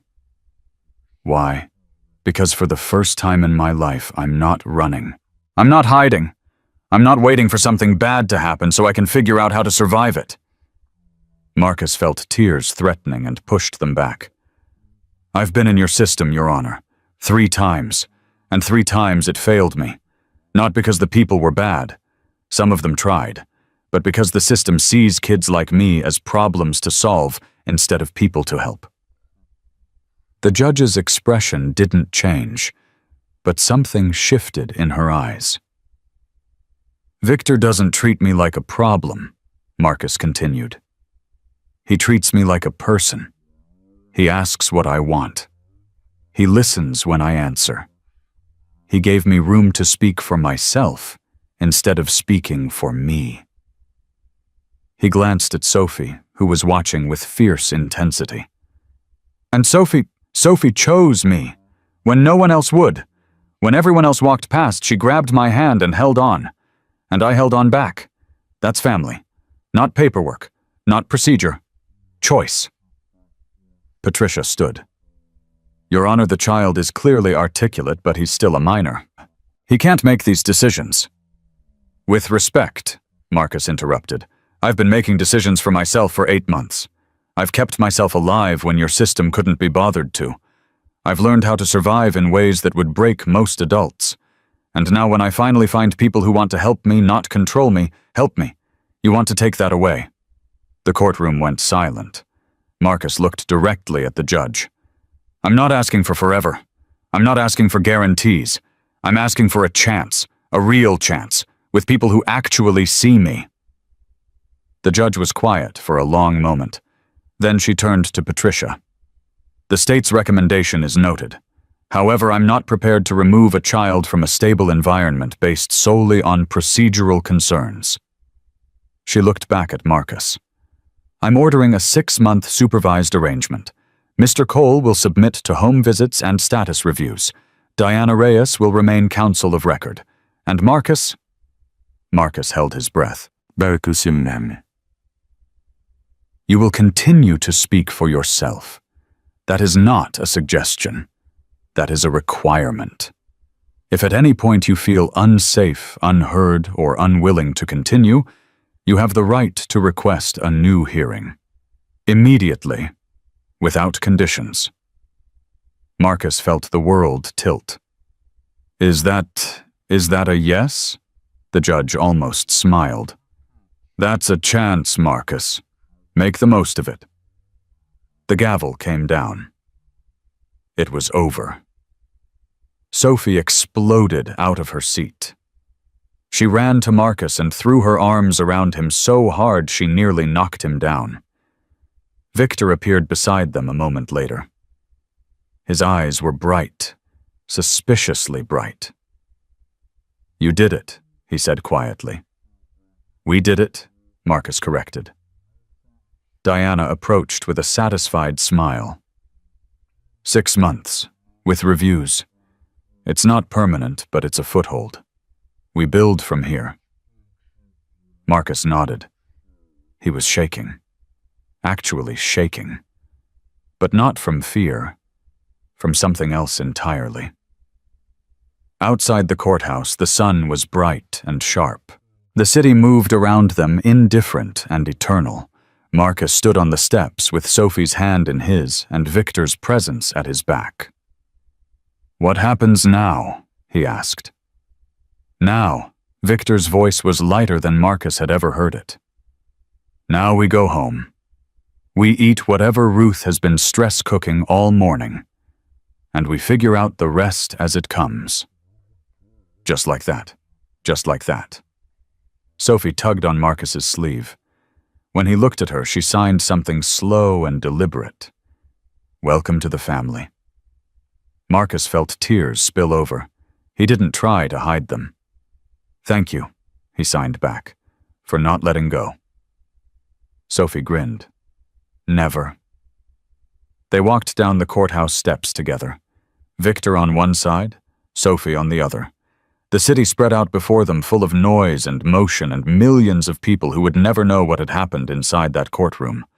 Marcus thought about the boy he'd been 3 weeks ago, the one who sat invisible in subway stations, the one who believed survival meant staying hidden, the one who was convinced that needing people was the fastest way to get hurt. That boy was still there somewhere deep inside. He probably always would be, but he wasn't alone anymore.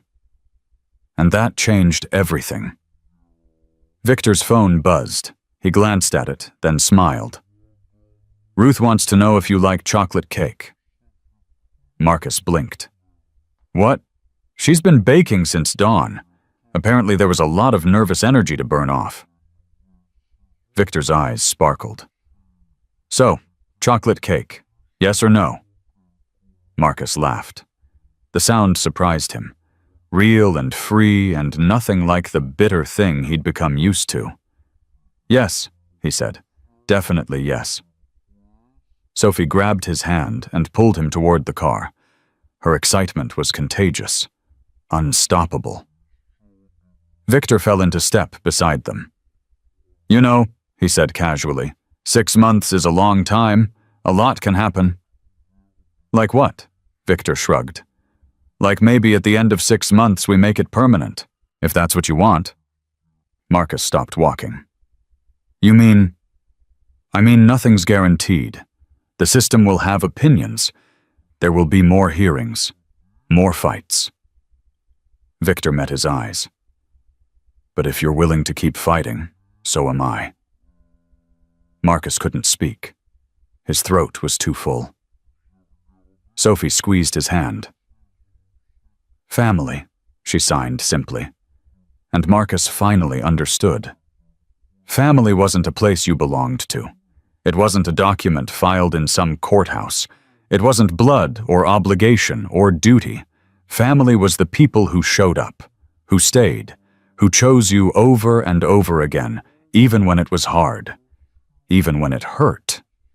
Family was a deaf girl grabbing his hand in a crowded subway station.